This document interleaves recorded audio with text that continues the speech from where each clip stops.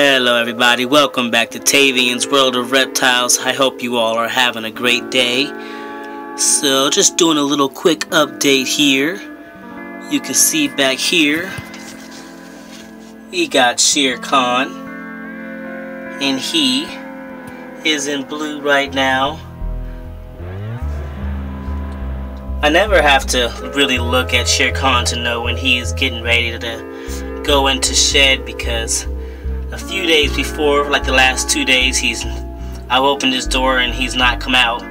He's chosen to stay in. He's not even moved and shown any interest, and that's usually my first sign with him that he doesn't want to come out. That I'm getting ready to shed, Dad, and I'm not about it. So I'd just much rather stay in. If you could just give me a good misting, I'll appreciate that and carry on your way. So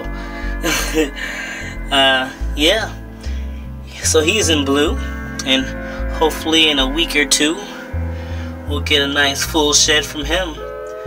But for now, we're just gonna go ahead and leave him be and let him do his own thing, because he's already stated that he does not wish to come out during this time in his life.